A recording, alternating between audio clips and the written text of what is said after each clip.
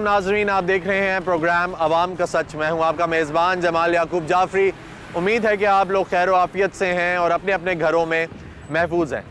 नाजरीन, और वो ज़िंदगी और मौत के दरमियान नहता जंग लड़ रहा था।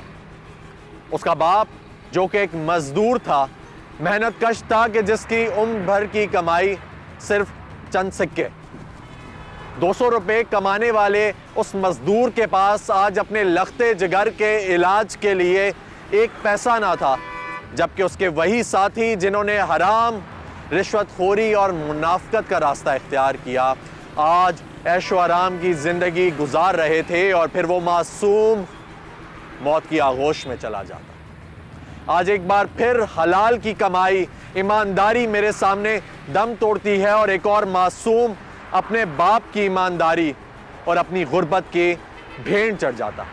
नाज़रीन, आज भी हमारे मुल्क में कई ऐसे बच्चे मौजूद हैं कि जिनके कंधों पे बस्ते के बजाय बेइंतहा जिम्मेदारियां हैं। उन्होंने अपने घर का पेट पालना है, उन्होंने अपने माँ बाप को पैसे देने हैं, उन्होंने अपने बहन भाइयों को पालना है नाज़रीन, और वो लोग स्कूल नहीं जा सकते। ये उम्र उन बच्चों के खेलने कूदने की है जो वो उम्र मेहनत कश तबके के साथ गुजार देते हैं, मेहनत मजदूरी में गुजार देते हैं और अपनी जो बचपना है उसे कहीं खो बैठते हैं, भूल जाते हैं। नाज़रीन, आज हम लोग उन्हीं बच्चों से बात करेंगे, तलाश करेंगे उन बच्चों को। उसके अलावा हम लोग एक्सपर्ट से भी उनकी राय जानेंगे और अवाम से भी बात करेंगे कि क्या ये बच्चे यही डिज़र्व करते हैं, क्या इनका यही मुकद्दर है, हमारा क्या किरदार होना चाहिए। हमारे साथ रहिएगा।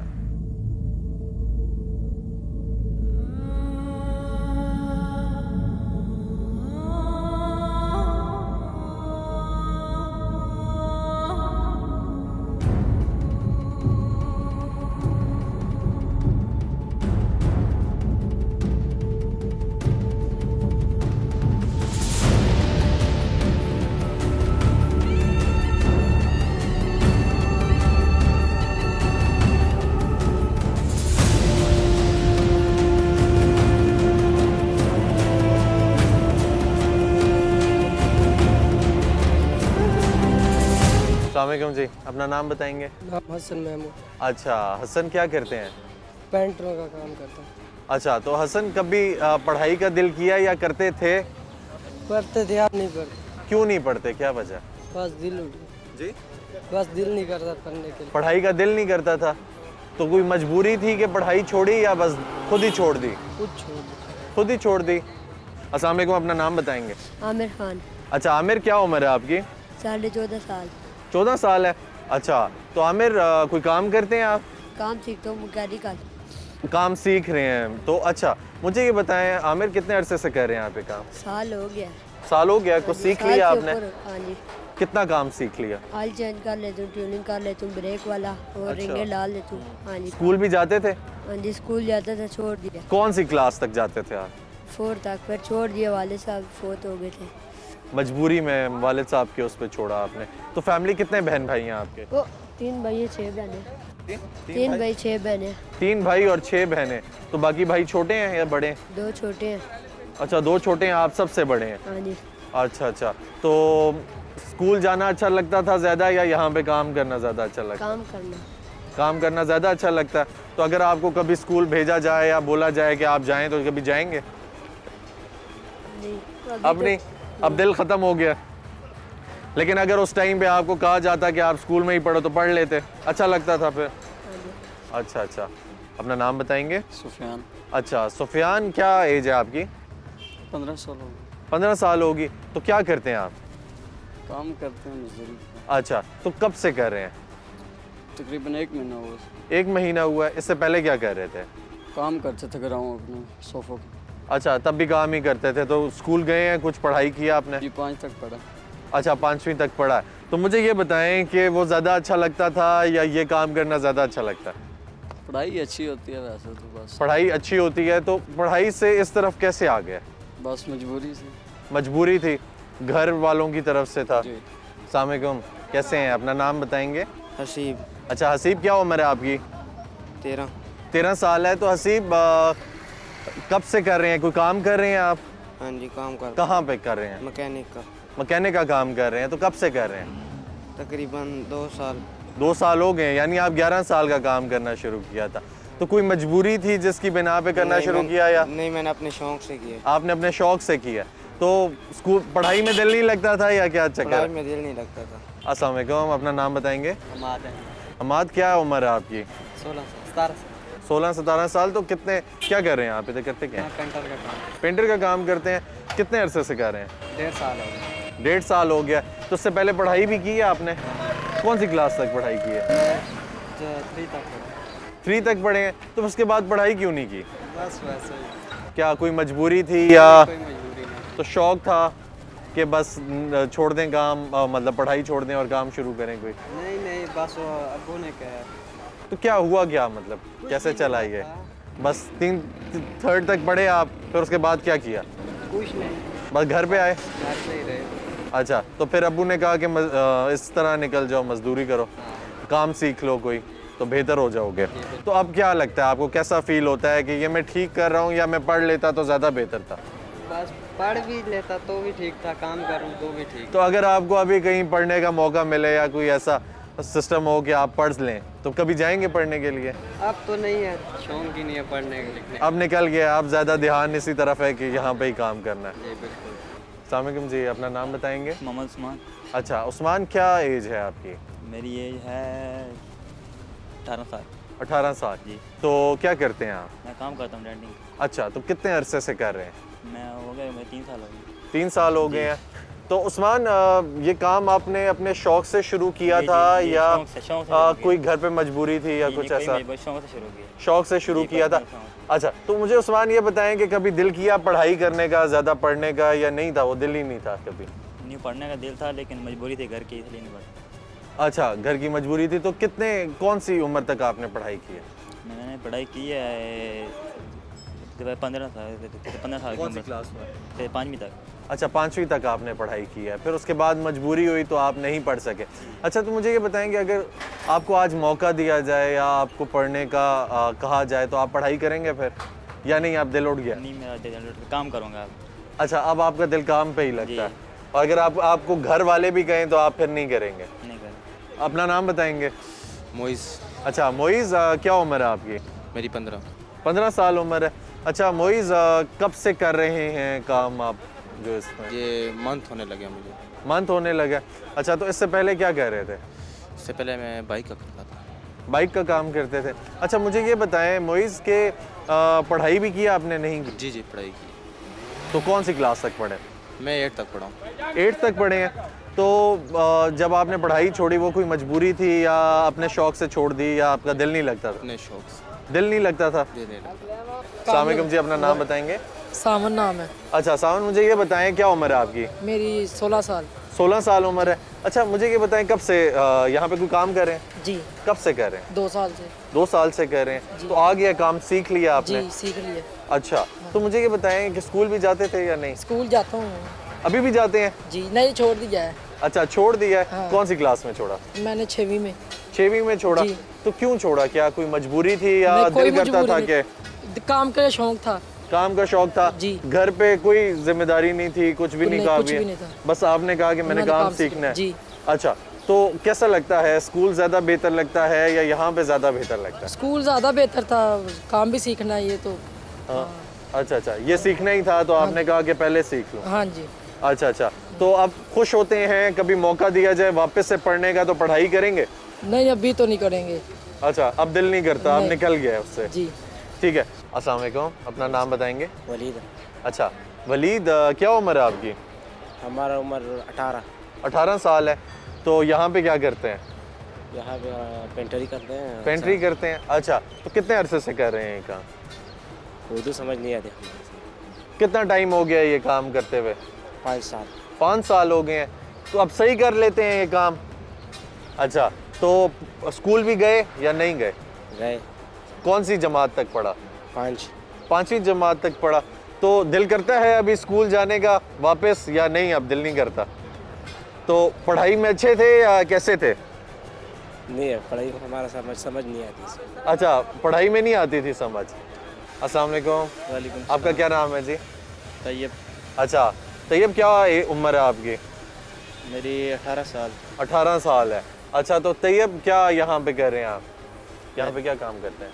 डेंटिंग का। डेंटिंग पेंटिंग का काम करते हैं। अच्छा, तो मुझे ये बताएं तैयब कब से ये काम कर रहे हैं? तकरीबन मुझे 2-4 महीने हो गए। 2-4 महीने हो गए। तो इससे पहले क्या कर रहे थे? पहले मैं घर में पढ़ता था। घर में पढ़ते थे? तो कौन सी क्लास में आपने पढ़ाई छोड़ी? बस पढ़ते ही थे, वेले ही थे।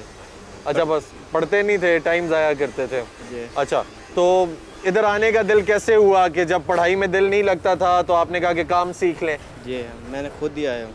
अच्छा, खुद ही आए हैं। तो काम कुछ सीखा आपने? कुछ नया सीखा? सीखने को मिला कुछ? जी, सीखने का। क्या सीखा आपने? बस ये काम कर रहे हैं, सीखते हैं। अच्छा, यही काम करते हैं, सीखते हैं। अच्छा, तो अगर आज आपको फिर से वापस भेज दिया जाए, कहे पढ़ाई करो, स्कूल में जाओ, कुछ पढ़ो, पढ़ने का दिल करेगा? नहीं। अच्छा, बिल्कुल भी नहीं करता? नहीं। तो कौन सी जगह ज़्यादा बेहतर आपको लगती है, काम वाली या जो पहले बच्चे थे स्कूल में पढ़ते थे तब वो? काम भी सही है। वो भी ठीक है? काम सही है। अच्छा। नहीं, वो ठीक नहीं है। वो ठीक नहीं है? अच्छा, तो पढ़ाई क्या? होती नहीं है, काम सीखे। अच्छा अच्छा, तो खुद आपका दिल किया यहाँ आने का। तो वालिदैन ने आपको कहा कि कभी आप जो हैं काम सीखें जाके, या नहीं, कोई कुछ नहीं कहा। पढ़ाई का कहा कि पढ़ लो? वहाँ उन्होंने कहा है कि पढ़ लो। अच्छा, तो फिर मतलब आपका दिल नहीं करता था। अस्सलाम वालेकुम। वालेकुम अस्सलाम। अपना नाम बताएंगे? रुहैब। अच्छा, जुहैब, क्या उम्र है आपकी? 15। 15 साल है? जी। अच्छा, तो जुहैब कब से आप कोई काम कर रहे हैं यहाँ पे? नहीं, मतलब कि भाई की दुकान है। अच्छा, उस पे काम कर रहे हैं? नहीं, वो वैसे मतलब पार्ट टाइम। अच्छा, पार्ट टाइम करते हैं। स्कूल भी जाते हैं? नहीं, मतलब कि वैसे फारिग, कोरोना की वजह से भी स्कूल वैसे भी छोड़ दिया था। अच्छा, कोरोना की वजह से आपने स्कूल छोड़ दिया था। तो कौन सी क्लास में पढ़ते थे? 3 में। 3 में पढ़ते थे आप? अच्छा, तो मुझे ये बताएं कि स्कूल आपको जाने का ज़्यादा शौक़ था या यहाँ पे काम करने का ज़्यादा शौक़ था? काम करने का शौक था। काम करने का ज़्यादा शौक़ था। तो दिल करता है आपका स्कूल जाएं कभी या नहीं? बस दिल बिल्कुल नहीं करता आप? बिल्कुल नहीं दिल करता। क्यों नहीं करता? वैसे ही मार की वजह से, मतलब मार पड़ती है तो वैसे भी दिल नहीं करता। अच्छा अच्छा, मार पड़ती है इस वजह से दिल नहीं करता। जी। ठीक हो गया। तो अगर आपको मौका दिया जाए, यहाँ पे आपको कोई नहीं मारता? नहीं। अच्छा, चलें। अगर अगर आपको कोई ना मारे उधर, तो आप फिर जाएंगे पढ़ने के लिए उधर?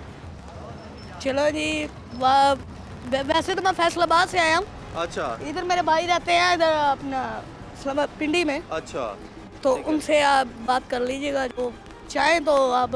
अगर आपको पढ़ाएं तो वो आप पढ़ेंगे फिर? बिल्कुल। अच्छा अच्छा, चलें, थैंक यू।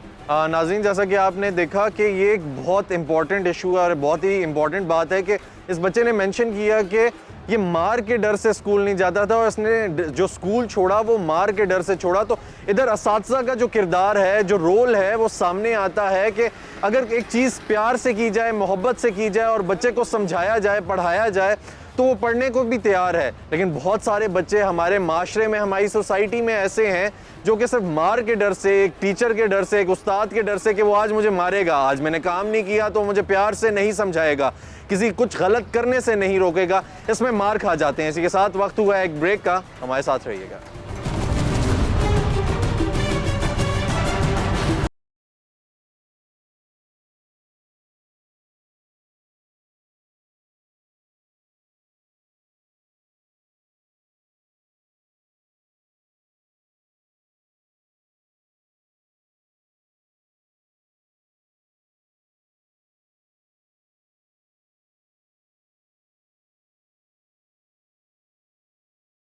नाज़रीन, आइए चलते हैं, आवाम से बात करते हैं और जानते हैं कि आवाम चाइल्ड लेबर के बारे में क्या राय रखती है। हमारे साथ रहिएगा। अस्सलाम वालेकुम जी, अपना तारुफ कराएंगे? वालेकुम अस्सलाम, मेरा नाम बिलाल इमरान है। क्या करते हैं जी? मैं साइट इंजीनियर हूँ। अच्छा जी, बिलाल भाई, मुझे ये बताएं कि आपको अपने माशरे में, अपनी सोसाइटी में हर जगह चाइल्ड लेबर नज़र आती है, ठीक है? बच्चे मेहनत कर रहे हैं, मजदूरी कर रहे हैं, कोई किसी वजह से कर रहा है, कोई किसी वजह से कर रहा है, और उसके अलावा वो बताते हुए भी शर्माते हैं क्योंकि इज़्ज़त नफ्स तो हर किसी की है, ठीक है, जो मजरू होती है।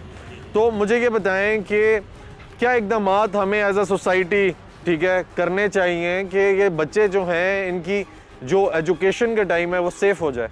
जी, सबसे पहले तो इनकी एजुकेशन को प्रॉपर तरीके से करना चाहिए, उसमें प्रैक्टिकली भी काम होने चाहिए, उसके बाद जॉब्स का इंतजाम प्रैक्टिकल होना क्या चाहिए। काम होने चाहिए, क्योंकि बातें तो हम सारे करते हैं जी। प्रैक्टिकल इस तरह है ना, जैसे मैं टेक्निकल बंदा हूँ, मैं अपने मतलब आपको बताता हूँ, अदारे पढ़ाते ज़रूर हैं लेकिन हमें प्रैक्टिकल नहीं करवाते। जब वो प्रैक्टिकल नहीं करवाते, थ्योरी हम पढ़ के आ जाते हैं, तो उसके बाद फिर बड़ा मुश्किल का सामना होता है। ठीक है, तो आपको ये लगता है कि ये सारे बातें करते हैं और प्रैक्टिकल इम्प्लीमेंटेशन नहीं है, जिसकी वजह से क्या करना चाहिए हुकूमत को? हुकूमत को ये करना चाहिए कि अदारे जो हैं उन्हें पे थोड़ी सी सख्ती करें, ताकि अगर एजुकेशन के अंदर वो बेहतरी लाएंगे, हमें प्रैक्टिकली भी करवाएं और उसके अलावा हमें थ्योरी भी अच्छे से करवाई जाए, तो फिर ठीक है ना। जब हम प्रैक्टिकल करेंगे, जो अदारे के बच्चे अंदर- हैं उनके लिए क्या करना चाहिए? जो बच्चे अंडर प्रिविलेज्ड हैं, जो कम मुस्तफ़ीद बच्चे हैं, जिनको एजुकेशन नहीं मिल रही, हुकूमत को उनके लिए क्या करना चाहिए? क्योंकि हुकूमत तो हर लेवल पे बात करती है, ठीक है, ह्यूमन राइट्स की बात करती है, बेसिक राइट्स की बात करती है, लेकिन जिस टाइम पे प्रोटेक्शन की बात आती है तो वो कोई आपको अमल दरामद उस पर नहीं नज़र आती, तो क्या वजह? हुकूमत करती है सिर्फ बातें, उस पर अमल नहीं है। अमल करते हैं ये अपने मतलब का। बाकी बच्चों के मतलब अगर हम बात करें तो उनकी पहले तो आपको पता है कि बताया एजुकेशन में आसानियाँ पैदा करें ना, एजुकेशन अच्छी होनी चाहिए। उसके बाद जब जॉब्स होंगी तो फिर एजुकेशन में बच्चे आएंगे। जब वो देखते हैं कि हम पढ़ लिख के कुछ भी नहीं कर रहे, जो बड़े हैं हमारे वो फारग फिर रहे हैं, तो फिर उनके अंदर वो शौर जो है ना वो ठीक है, तो आपको ये लगता है कि एक बच्चे ने हमें कहा भी, बल्कि मैं आपको बताता चलूँ नाजरीन के, एक बच्चे से हमारी बात हुई, बिल्कुल इन भाई की बात को मैं सेकंड करता हूँ, कि उसने कहा कि जब हमने पढ़ लिख के भी, ठीक है, यही मजदूरी करनी है, यही नौकरी करनी है, तो हम अभी से क्यों ना सीख लें, अभी से क्यों ना शुरू कर दें। तो जहाँ तक बात है हमारी अवेयरनेस की, वो बहुत ज़्यादा ज़रूरी है कि स्कूल जाना कितना ज़रूरी है। स्कूल आप सिर्फ नौकरी के लिए, अच्छी नौकरी के लिए, अच्छे पैसे कमाने के लिए नहीं जाते। आपके अंदर शऊर हो, डेवलप हो, ये चीज़ हमें, जो छोटे बच्चे हैं उनको अवेयर करने की ज़रूरत है। सेकेंडली उनके जो वालिदैन हैं उनको अवेयरनेस देने की बहुत ज़्यादा ज़रूरत है, क्योंकि किसी मजबूरी के तहत, क्योंकि किसी का दिल नहीं करता, किसी वालिद का, किसी वालदा का दिल नहीं करता कि वो अपने बच्चे को स्कूल जाते हुए छुड़वा के किसी मजदूरी पे लगा दे, मेहनत कश बना दे, ठीक है, लेकिन उनकी मजबूरी होती है वो अपने घर का, क्योंकि उन्होंने अपने जो वालिदैन हैं उनका भी पेट पालना है, बहन भाई भी हैं, तो उनको छोड़ना पड़ता है उस मजबूरी के तहत। आइए चलते हैं, मज़ीद किसी से बात करते हैं, हमारे साथ रहिएगा। अस्सलाम वालेकुम जी, अपना तारुफ कराएंगे? अब्दुल बासित। अच्छा जी, मुझे ये बताएंगे जी कि आप देखते हैं अपने मोहल्ले में, सोसाइटी में, आगे पीछे बच्चे हैं, काम कर रहे हैं, मजदूरी कर रहे हैं, ठीक है, हम चाइल्ड लेबर भी कहते हैं, बात हर कोई करता है, ठीक है, कि हमें उनको प्रोटेक्ट करने के लिए ये करना चाहिए, वो करना चाहिए, लेकिन अमली जामा कोई नहीं पहनाता, क्या वजह? देखें, असल में ये है कि अगर गवर्नमेंट चाहे ना, तो गवर्नमेंट को एक प्रॉपर इसके लिए एक प्लान लेकर आना चाहिए, क्योंकि चाइल्ड लेबर तभी निकलते हैं जब उनके पास घर में कोई रिसोर्सेज नहीं होते हैं। तो दैट इज़ द रीज़न वो घरों में जाके काम करना, चाहे वो जिस नौयत का भी हो, वो काम करते हैं। फर्स्ट ऑफ ऑल हर एक हाउस होल्ड की ये जिम्मेदारी है कि वो लोग ऐसे बच्चों को हायर ही ना करें। अब इनकी मदद भी की जा सकती है डिफरेंट तरीके से। अब हम लोग बजाते खुद हमारे घरों में भी अगर कोई बच्चा वगैरह कोई काम वगैरह करता है, तो हमारी कोशिश होती है कि हम उसको इतना फाइनेंशियली सपोर्ट करें कि वो जल्द से जल्द इस चीज़ को छोड़े और वो अपने लिए कोई प्रॉपर ज़रिया देखे।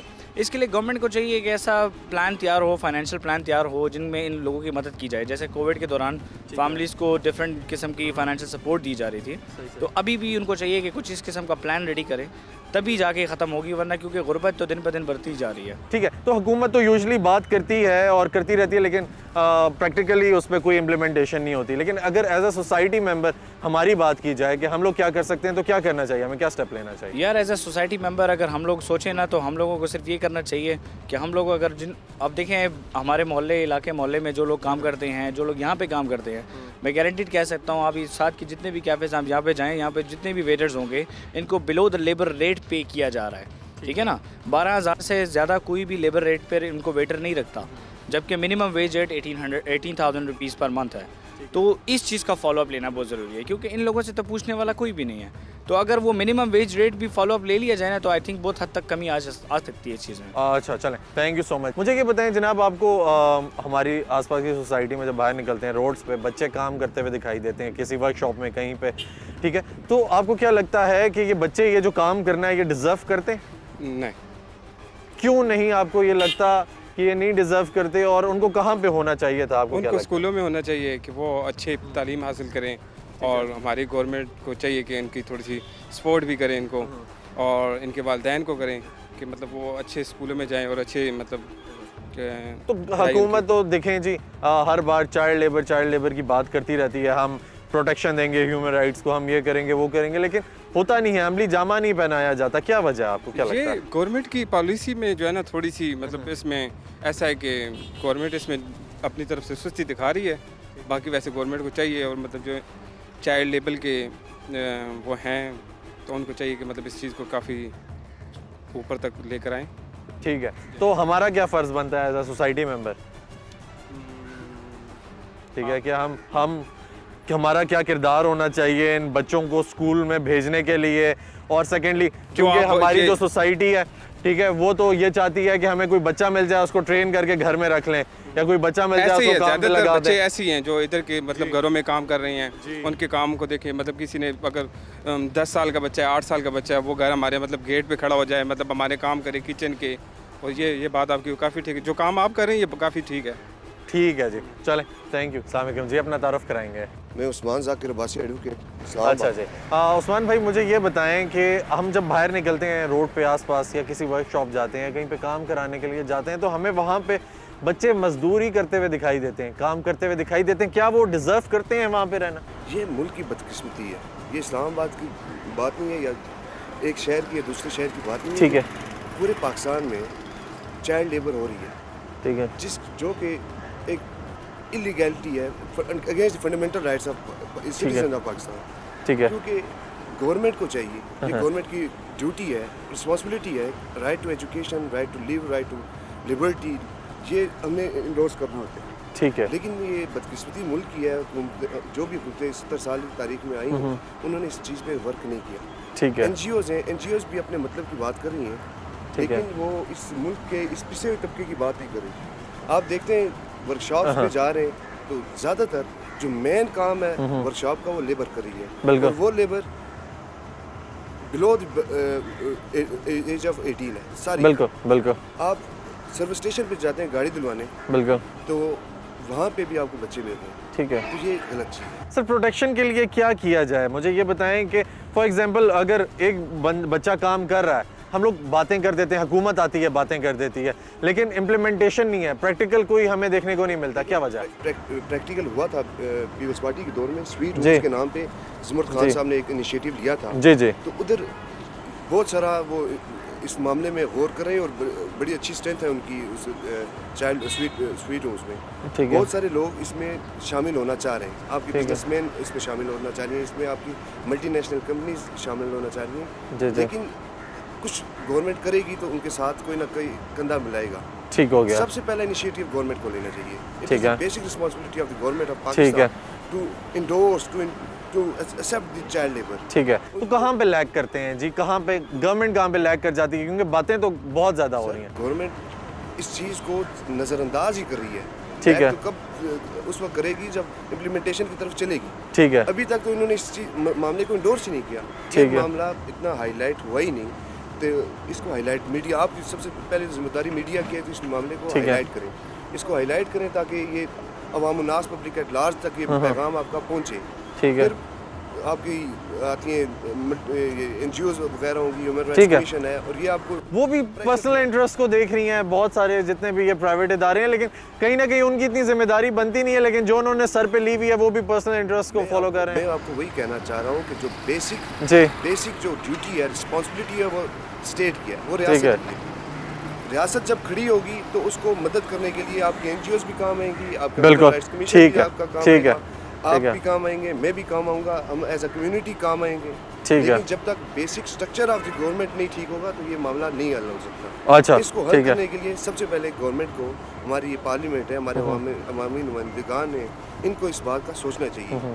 ये सिर्फ सियासत पर सियासत का मुल्क नहीं रहना चाहिए। जो हमारा तारीख गुजरी है सियासत, बस एक इलेक्शन लड़ा फिर दूसरे जीतने के लिए वही काम किए जो अगली गवर्नमेंट इलेक्शन जीतने के लिए कर रही है, इस तरह ना करें। ठीक हो गया। सारे all the sectors of the societies have to work on that. ठीक है, मुझे ये बताएं एक जनरल पब्लिक होने के नाते हमारा क्या रोल होना चाहिए, क्या किरदार होना चाहिए इस हवाले से? देखिए, जनरल पब्लिक होने के नाते सबसे पहले देखें, मुझे ये देखना चाहिए कि मेरे अड़ोस पड़ोस पे वो कौन सा सेक्ट है जिसको चाइल्ड लेबर की ज़रूरत पड़ रही है, ठीक तो है। खुशी से चाइल्ड लेबर नहीं कर रहा। ठीक है, ज़ाहिर है उसकी ज़रूरत है, उसकी फैमिली होगी, शायद उसका कमाने वाला कोई नहीं है, बिल्कुल। तो वो इसी साइड पे आ रहा है। सबसे पहले तो मुझे देखना चाहिए कि मेरे इर्द गिर्द वो माहौल है। ठीक है। अगर है तो मुझे जितनी मेरी इस्तात है मुझे उसके मुताबिक इंडोर्स करना चाहिए, ठीक उसको है। मदद करनी चाहिए। लेकिन इसी तरह नहीं होगा, ठीक है। क्योंकि आवाम इस तरह नहीं करेगी।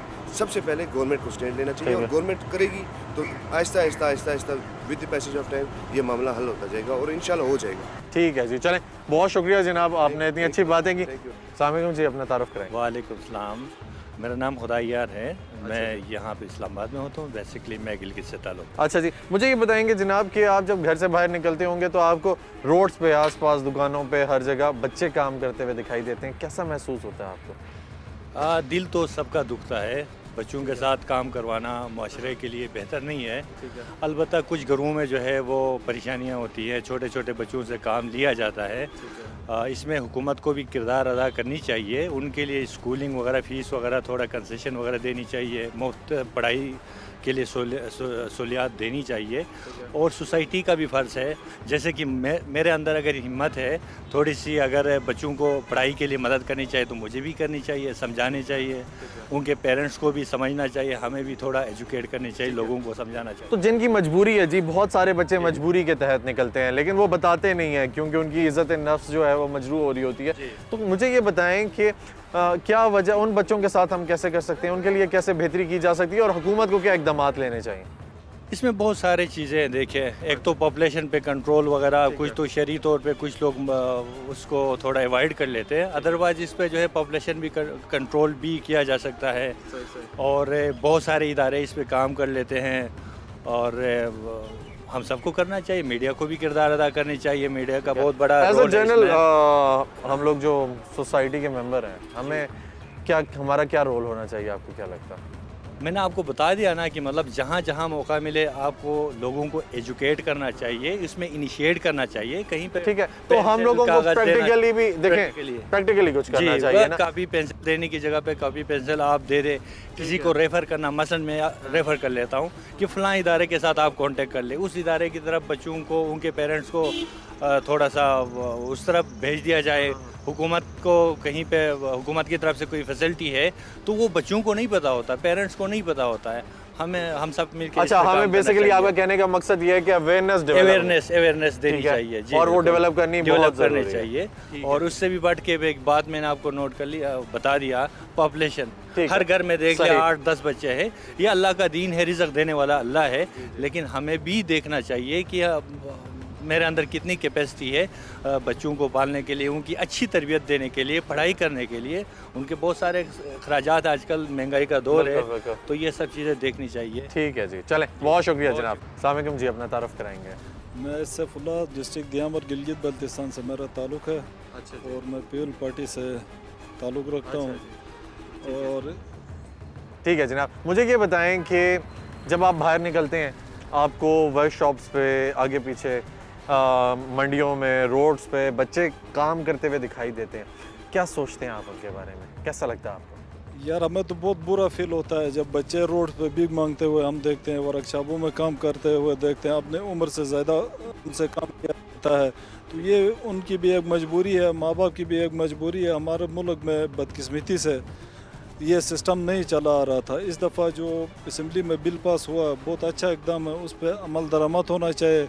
जो बच्चे घरों में काम करते हैं, अपनी मजबूरी के तहत माँ बाप उनको भेजते हैं, उनको फैसिलिटेट करने के लिए यानी गवर्नमेंट ऐसे इकदाम उठाए कि भाई उनको फ्री एजुकेशन दी जाए, उनके लिए ऐसे मौके बाद में मुयसर हों कि वो अपने पाँव पे खड़े हो सके। ये बहुत सारे प्रॉब्लम है, ये इसकी तरफ एक अच्छा इकदाम है। हम उम्मीद करते हैं कि आइंदा जो बच्चे हैं उनके लिए सब मिल के, ये सब का मसला है, मिल के इसको आगे बढ़ाएं ताकि हमारे मुल्क में जो इस तरह के बच्चे हैं उनका फ्यूचर जो है वो ब्राइट हो। तो ये इंतहाई अच्छा एकदम। अच्छा, मुझे ये बताएं कि चलें, बात तो हर कोई करता है, जितनी हुकूमतें आती हैं वो बात भी करती हैं, हम बच्चों के लिए, ह्यूमन राइट्स के लिए करेंगे, बेसिक नेसेसिटीज़, एजुकेशन पे काम करेंगे, सब कुछ है। बातें करने की हद तक तो हम सब कुछ सुनते हैं, ठीक है। अभी अगर पास भी हो जाए, प्रैक्टिकल इम्प्लीमेंटेशन नहीं दिखाई देती, कोई उस पर अमल दरामद नहीं करवाता, क्या वजह लगती है आपको? यार बदकिस्मती से हर काम पे हमारे मुल्क में ये एक परसेप्शन रही है। बातें तो सब करते हैं, वाकई आपकी बात सही है, लेकिन इस पे अमली काम कोई नहीं करता है। हम चाहते हैं कि भाई जो अभी बिल आया उस पे अमली काम करे, प्रैक्टिकली काम करके दिखाएं। जो इस तरह के बच्चे हैं, गरीब बच्चे हैं, उनको जो है फैसिलिटेट करने के लिए हर तरह का इकदाम उठाएं। और आवाम से भी मैं गुजारिश करता हूँ, सिर्फ हुकूमत पे छोड़ के हम ना बैठे, आवाम भी जो है अपना हिस्सा डालें। हम सब मिल के काम करेंगे तो इंशाल्लाह कामयाब हो जाएंगे। ठीक है जी, बहुत शुक्रिया जी। नाज़रीन, जैसा कि आपने इनकी राय जानी, उसके अलावा नाज़रीन अभी हम लोगों का वक्त हुआ एक ब्रेक का, लेकिन उसके बाद ब्रेक के बाद हम मिलेंगे एक ह्यूमन राइट्स एक्सपर्ट से, उनकी राय जानेंगे वो क्या कहती हैं और उनसे जानेंगे कि क्या वजूहात हैं जिनकी बिना पे प्रैक्टिकल इम्प्लीमेंटेशन जो है वो मुश्किल है। और उसके अलावा बेसिकली चाइल्ड लेबर को प्रोटेक्ट कैसे किया जाता है, ये जो राइट्स हैं चाइल्ड के, ये कैसे प्रोटेक्ट किए जाते हैं, ह्यूमन राइट्स बेसिकली क्या हैं, उनसे सब जानेंगे। हमारे साथ रहिएगा।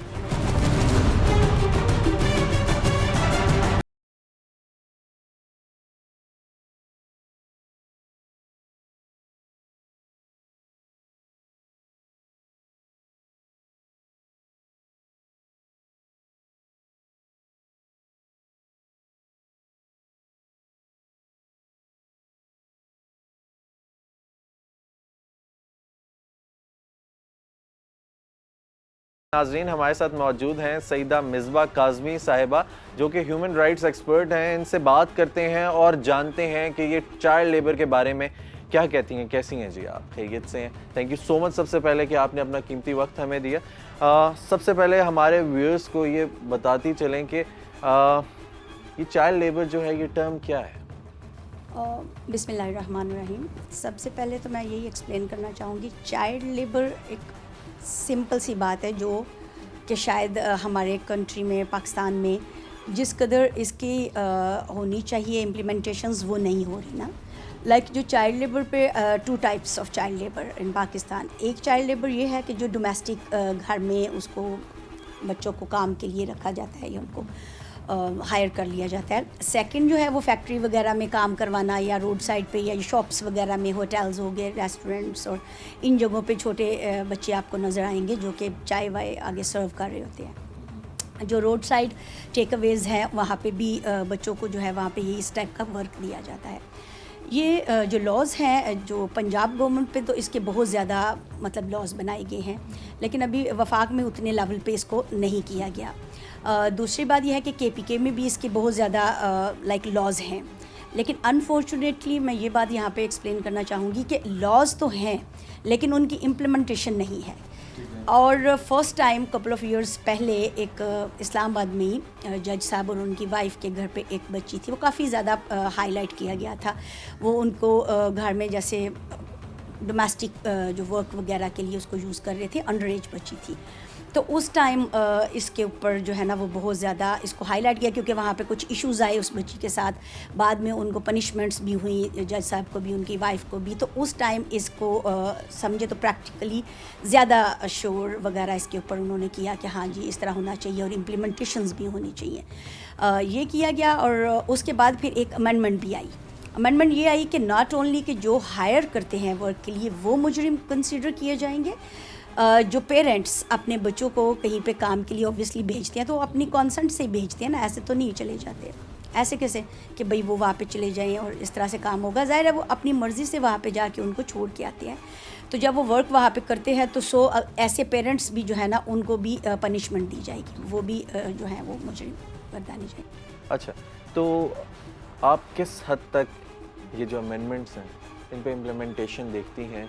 और स्पेशली अगर मैं बात करूं पाकिस्तान की, तो पाकिस्तान में इम्प्लीमेंटेशन कोई भी लॉ हो उस पर इतनी मुश्किल क्यों है?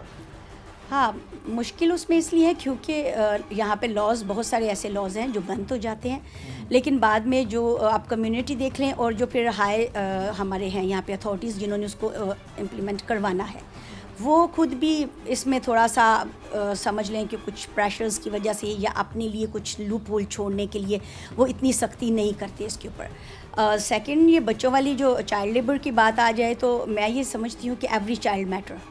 तो बहुत ज़्यादा चाइल्ड बच्चों के ऊपर जो है वो मैं वर्क कर रही हूँ इंटरनेशनली। तो किसी भी कंट्री में इस कदर जो बुरे हैं वो हालात नहीं हैं जितने कि हमारे पाकिस्तान में जो है वो बच्चों के लिए है। मैं यहाँ पे एक वो वाक़या उसको यहाँ पे एक्सप्लेन करना चाहूँगी कि सम टाइम बच्चे चाह भी रहे होते हैं कि हम स्कूल जाएं, वो स्कूल जाते हुए बच्चों को देख रहे होते हैं। इसी सिलसिले में मैंने एक सर्वे करवाया था साहिवाल में ना, तो कल हम उसके ऊपर जो है वो प्रैक्टिकली अबाउट 3 वीक्स अगो मेरा वहाँ पे एक वो बिशप हाउस में हम इंटरफेथ पे कश्मीर पे एक इशू था, उसके ऊपर हम कर रहे थे अपना सारा। तो उसी जगह पे मुझे एक बच्चे ने वहाँ पे इस मसले को हाईलाइट किया और उसने मुझे ये चीज़ें काफ़ी बताई। कुछ मुझे खैर पहले भी पता थी, लेकिन जिस लेवल पे जाकर उसने बताया तो आई वाज शॉक्ड। अच्छा, तो मुझे ये बताएंगी कि स्पेसिफिकली पाकिस्तान में ही क्यों ये दिन ब दिन एक्सप्लॉयटेशन बढ़ती जा रही है? अगर बच्चों की बात की जाए, अंडर प्रिविलेज्ड बहुत सारे बच्चे, कम मुस्तफ़ीद, और उनका सेकेंडली अगर आप कंपेयर करें किसी अमीर के बच्चे के साथ, ठीक है, तो वो सारे जो आपकी चीज़ें वो एंजॉय कर रहा है, ठीक है, और लेकिन जो गरीब है उसके साथ एक्सप्लॉयटेशन जो है वो दिन ब दिन बढ़ती जा रही है। तो एक क्या रीज़न है? सेकेंडली इसको टैकल कैसे किया जा सकता है? जी, पहली रीज़न तो मैं आपको ये बताऊंगी कि हर बंदा सिर्फ अपनी स्पीच कर सकते हैं। आपने बहुत सारी स्पीचेस टेलीविज़न पे, रेडियो पे, अदर जो भी हैं सोशल मीडिया पे आपने देखी होंगी, और प्लस जब आपके न्यूज़पेपर्स में भी, मैगज़ीन्स में भी, कि बड़ी बड़ी जगहों पे जाके वो UN में भी और इधर उधर स्पीच कर देंगे कि भाई ये है वो है, एवरी चाइल्ड मैटर। लेकिन प्रैक्टिकल वेज़ में आप खुद से जाके देख लें कि ये जितने भी लोग हैं, बिग टाइकोन टाइप जो भी हैं, वो मैं नाम यहाँ मेंशन नहीं करना चाहूँगी, तो उनके घर में भी आप देखेंगे कि जो वर्क कर रहे हैं लोकल, लाइक वो उनके घर में भी बच्चे जो हैं वो काम पे रखे गए होते हैं। ठीक हो गया कि अगर उनके पेरेंट्स वर्क कर रहे हैं तो उनके बच्चे भी वर्क कर रहे हैं। वो ये नहीं देखेंगे कि वो जो बच्चा काम कर रहा है वो आगे जो अपने मालिक के बच्चों को देखेगा कि वो कैसे इंजॉय कर रहा है लाइफ को, तो वो बेचारा एहसास कमतरी का शिकार होने शुरू हो जाता है। जिस टाइप का लाइफस्टाइल और जो स्टैंडर्ड एजुकेशन के हम अपने बहन भाइयों के लिए या अपने खुद के लिए समझते हैं, या हमारे पेरेंट्स हमारे लिए समझ रहे हैं, तो हाँ, क्यों ना वही चीज़, वही लेवल, वही स्टैंडर्ड उन बच्चों को भी दिया जाए जो कि स्कूल अफोर्ड भी नहीं कर सकते। ठीक है। अच्छा, ये बताएंगी कि अवेयरनेस जो है वो कहाँ पे लैक करती है? सेकेंडली, अवेयरनेस क्या किरदार अदा कर सकती है इस चीज़ में, आपको क्या लगता है? अवेयरनेस होनी चाहिए। अवेयरनेस ये किरदार अदा कर सकती है क्योंकि कुछ लोग ऐसे हैं जिनको वाकई में इतना खुद के लिए भी टाइम नहीं है। वो खुद अपने कामों में, चीज़ों में इतने बिज़ी हैं, इंडल्ज हुए हुए हैं मुख्तलिफ मैटर्स में, कि वो दिल के भी अच्छे हैं, अच्छे काम करना भी चाहते हैं, लेकिन सम टाइम उनको समझ नहीं आती कि वो कहाँ पे जाए ना।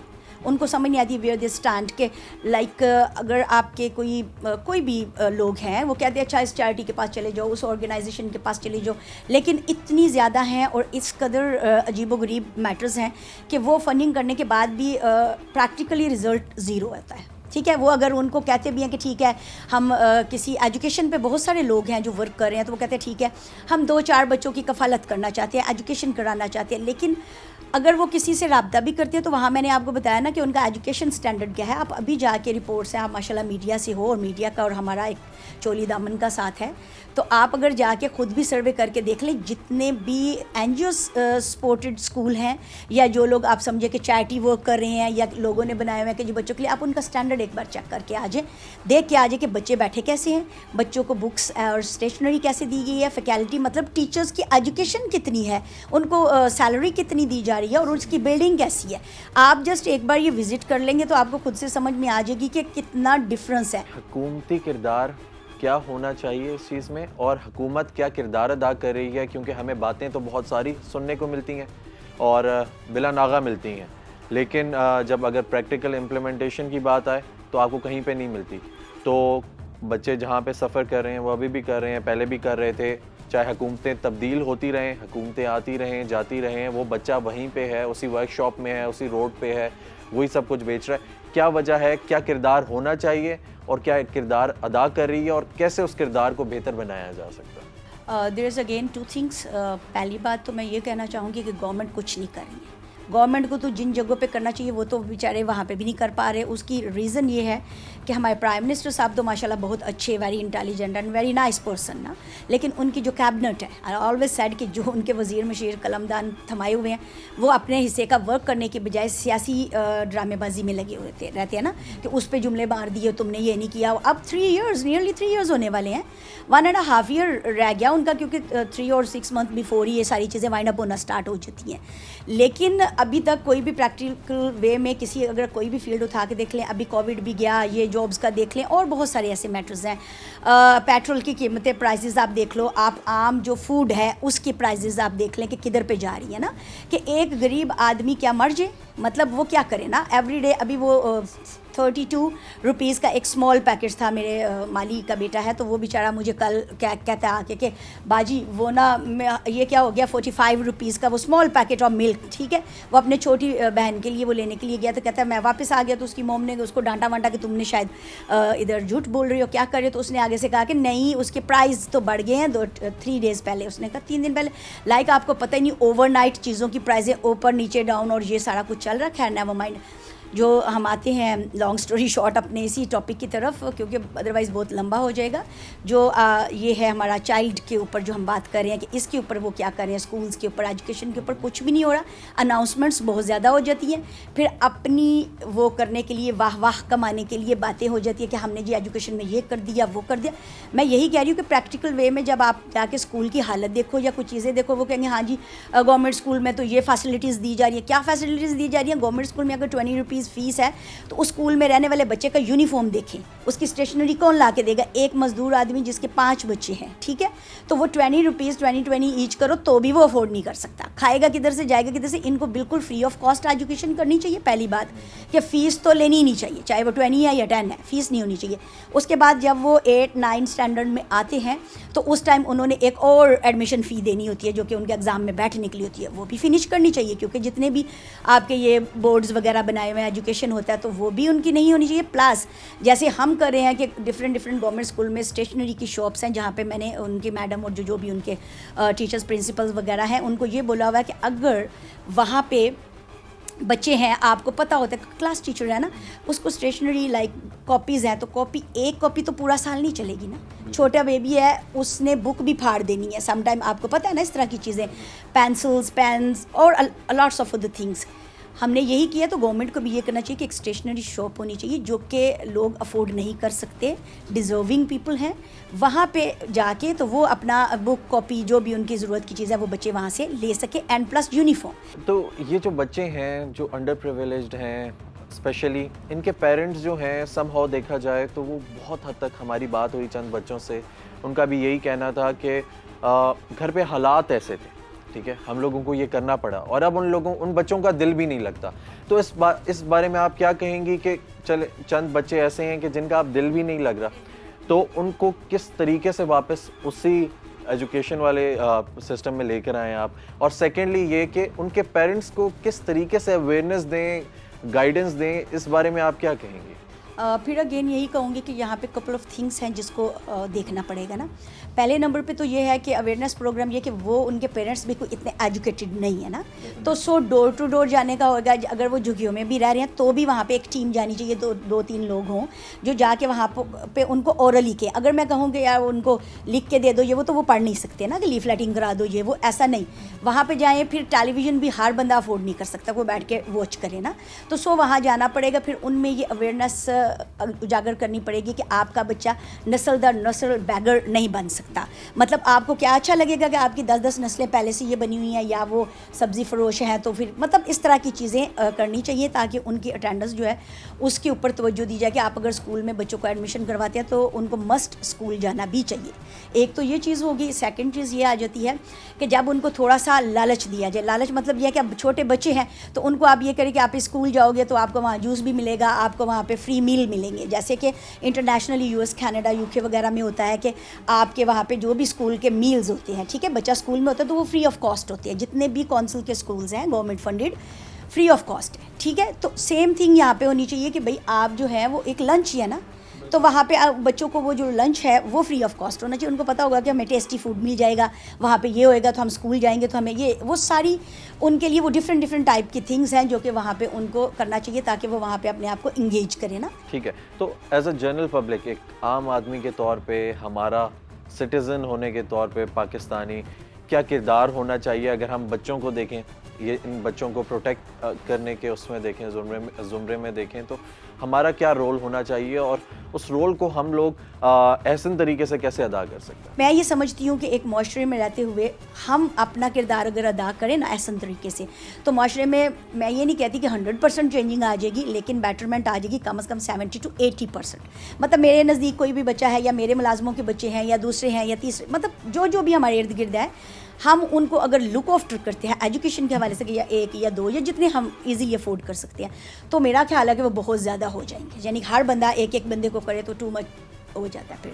थैंक यू सो मच जी, आपने इतना अच्छा बताया, इतनी अच्छी बातें की और हमारी जो देखने वाली ऑडियंस है उसको इतना अच्छा गाइड किया, क्योंकि स्पेशली हमें ऐसे लोग चाहिए इस सोसाइटी में कि जो एटलीस्ट वो एहसास रखते हों उन बच्चों के लिए जो कि मेहनत मजदूरी करते हैं उस वक्त जिस टाइम पे उन्हें पढ़ना चाहिए और स्कूल्स में होना चाहिए। नाज़रीन, ये थी हमारे साथ सईदा मिसबा काज़मी साहिबा जो कि एक ह्यूमन राइट्स एक्सपर्ट हैं, और उनका कहना ये था कि जहाँ तक हमारा किरदार बनता है हमें अपना किरदार ऐसा तरीके से अदा करना चाहिए, क्योंकि ये जो बच्चे हैं जो हमें रोड्स पे दिखाई देते हैं, जो हमें मुख्तलिफ एरियाज़ में दिखाई देते हैं, वर्कशॉप्स में हैं और मेहनत कर रहे हैं, मजदूरी कर रहे हैं, ये बच्चे हमारी कौम का, हमारे मुल्क का मुस्तकबिल हैं और हमें अपने मुस्तकबिल को महफूज बनाने के लिए कुछ ना कुछ तो करना चाहिए। जो हमारा किरदार हो सकता है एटलीस्ट हमें वो अदा करना चाहिए। उसके अलावा उनका ये भी कहना था कि हुकूमत जो कि सिर्फ बातें कर रही है उसको एटलीस्ट ये चाहिए कि